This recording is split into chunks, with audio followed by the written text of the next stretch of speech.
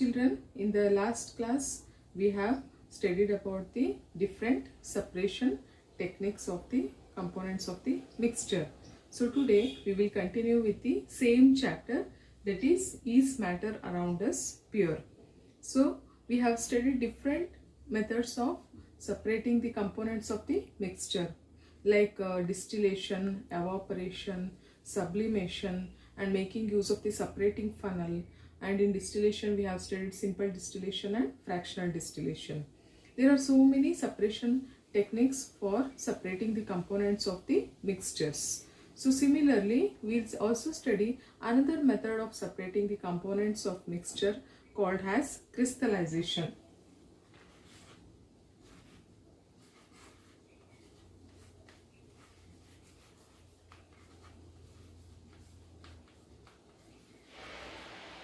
So crystallization is also one of the methods of separating the components of the mixture. In case of crystallization, the solid matter is separated into its components of the mixture by the simple, it is just like evaporation only.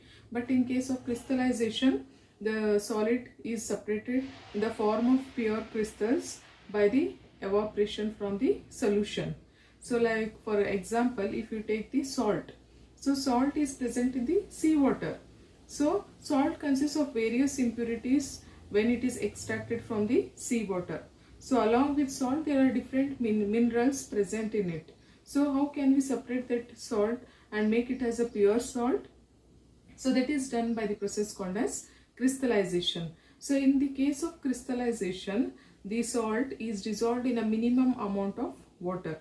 So we have to dissolve the salt in a minimum amount of water and we have to slowly evaporate it. So the water content present in the salt is evaporated with the help of the china dish. Okay, we have done the sublimation using the china dish in the lab, that you have already seen that activity. So same china dish we are using here.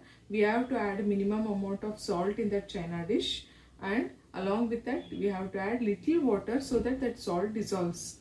So after some time let it evaporate slowly. So you can heat it, or slowly you can warm it so that the water present in it is slowly evaporated. So when the remaining solid is left, so you can dry it using the filter paper and make it to stand for 1 day, so that the solid whatever that is left in the china dish, it is dried very nicely. So after it is dried, you will see the crystals of the pure salt. So this is one of the method where you can separate the solid from the solution in the form of the pure crystals. So similarly you can do it in the form for the copper sulfate also. So in case of copper sulfate also, if it is impure, you can purify it by making use of crystallization by the same process, by evaporating the impure copper sulfate by adding little quantity of water, and when the whole water is evaporated, the amount of solid that is left in the china dish, you let it to dry for a day. So you will get a crystals of copper sulfate in the china dish. So they like that it is a process where the solid is separated from its solution in the form of the pure crystals. So compared to evaporation, crystallization is better, because in case of evaporation there will be some of the impurities left in the solution while filtration. So here also whatever the solid that is present in the solution, we are filtering first and then we are dissolving and then filtering it, and after filtration we are allowed to evaporate it. So after evaporation, the amount of pure crystals that is left in the china dish, it is dried. So compared to evaporation, it is very best technique, because here the impurities are not present in the solution, because we are filtering it. And in case of evaporation, if you take the sugar, so sugar, when we evaporate the whole sugar, what happens? The sugar gets charred. So it will not happen in case of the crystallization. So crystallization is found to be better than the evaporation. So we have learned so many different techniques for separating the components of the mixtures. So these separation techniques depends upon the properties of the components of the mixtures. So depending upon the nature of the mixtures, we have to select different techniques for separating the components of the mixtures. And nowadays there are so many advanced techniques for the separation of the mixtures we are coming through, so that we will study in the higher classes. So I hope children you understood about the different methods of separating the components of the mixtures. Chapter we have learned some of the properties of the matter.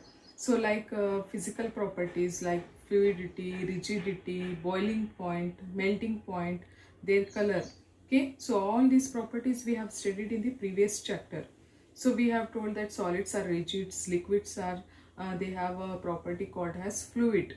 So all these are called as the physical properties because we can observe those properties. So we call it as a physical properties. So these physical properties are different from the chemical properties, okay, because physically they are undergoing the change. For example, during the interconversion of the water from one state to another state, we have studied in the last chapter, that is conversion from one state to another state. So there ice is converted into water, water is again converted into water vapor.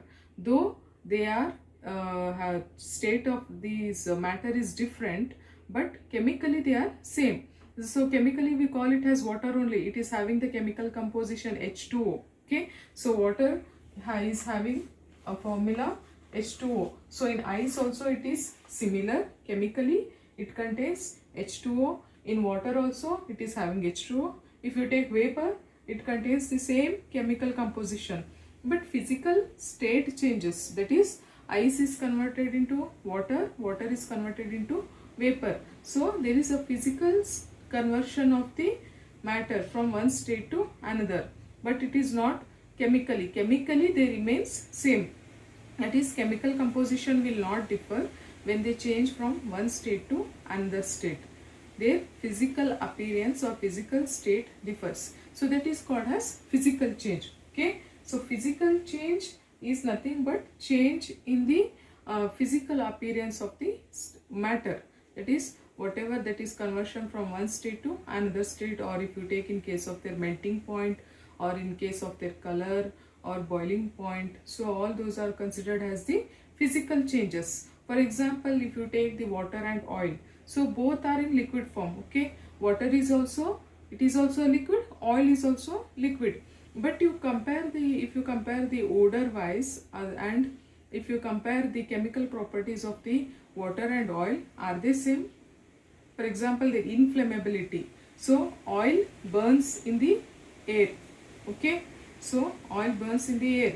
But how about water? Does water do that? Water extinguishes the fire. And you know that oil has some odor in it. But compared to water, water doesn't have any odor. It is odorless. So there is some difference in their chemical properties. So this we will call it as a chemical properties. So chemical properties, their change in their chemical composition.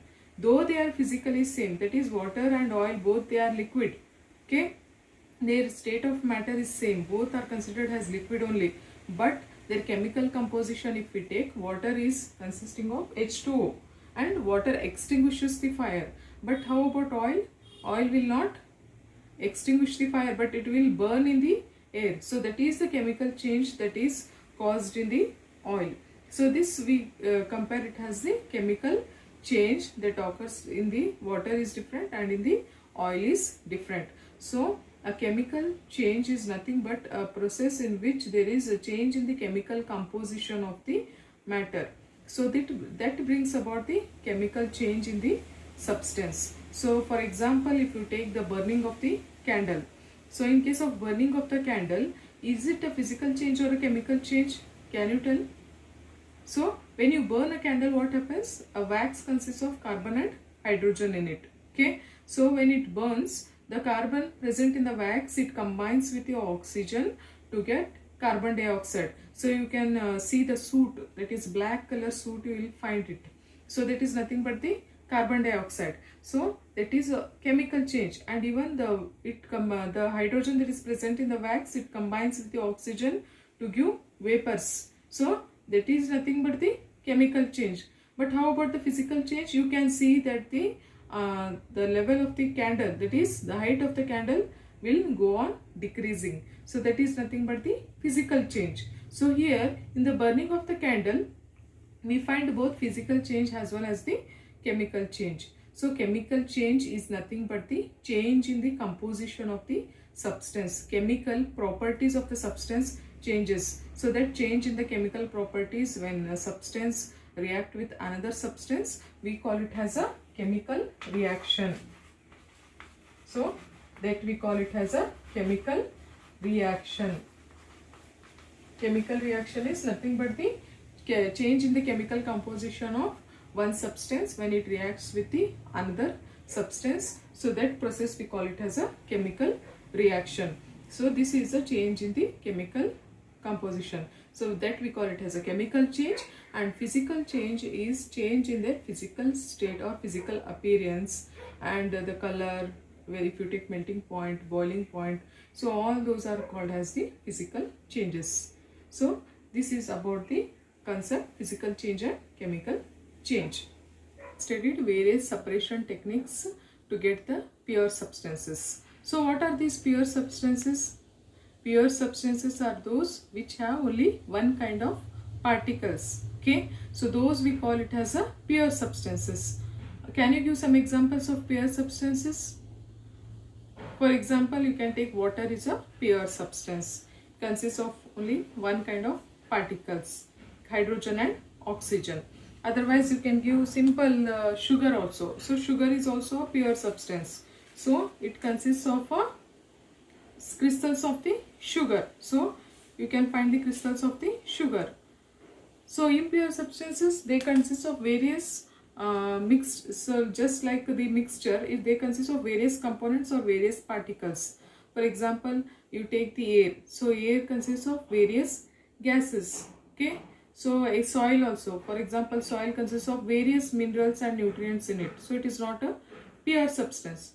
So pure substance consists of only one type of particles. So those we call it as a pure substance. Again, these pure substances are classified into two types.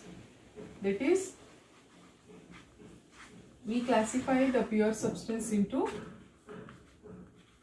element and compound. So element, the term element was first coined by the scientist Robert Boyle. So he termed the element as element is a basic form of matter which cannot be divided into further simpler substance. So that was the definition of the element given by the scientist Robert Boyle. He told that element is a substance, is a basic form of a matter which cannot be further divided into simpler substance. So you can see various elements in the nature like sodium, okay, potassium and oxygen. So all these are elements. Elements are again further classified into two types, that is metals and non-metals. Okay, metals and non-metals. So let us study some of the properties of the metals. So the properties of the metals are lustrous. Lustrous means they are shining in appearance. For example, if you take gold, silver, so they are shining, no? So those are lustrous. So metals are lustrous and metals are good conductor of heat and electricity. So if you take the copper wire, so that is a good conductor of electricity. So metals are good conductor of heat and electricity. Even if you take iron, it is a good conductor of heat. And metals are malleable. Malleable means they can be hammered into sheets, and they are ductile. Metals, they can be drawn in the form of a thin wire. So, and some of the other properties of the metals are sonorous. Sonorous means they will produce the sound. Okay, so whenever the ringing sound of the bell that is present in the temple, so that is nothing but the metal. So metals are sonorous, they are malleable, they are ductile, they are good conductor of heat and electricity, and they are lustrous. So all these are the properties of the metals. So you can give examples of metals like gold, silver, copper, iron. Okay, there is a metal which is a liquid at the room temperature. So do you know which is that metal? That is nothing but mercury. So that is present in the thermometer. Okay, so the mercury is also a metal which is liquid at the room temperature. It is the only metal which is liquid at the room temperature. So these are the properties of the metals. So if you come to non-metal, non-metals also have some of the properties. So they have different colors. Non-metals are present in different colors, but they are not lustrous as compared to the metals, and they are not good conductor of heat and electricity. Okay, and they are not malleable, and they are not sonorous. So these are some of the properties of the non-metals. So example of the non-metals are iodine, oxygen. Okay, and there are so many non-metals like nitrogen. So all these are the non-metals. So these are the properties of the metals and non-metals. So how about the compounds?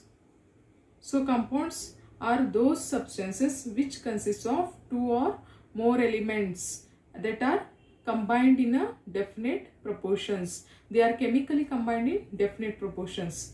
When two or more elements, for example, if you take hydrogen and oxygen, okay, so these two are the elements. When these two elements are chemically combined, that is hydrogen combined with the oxygen.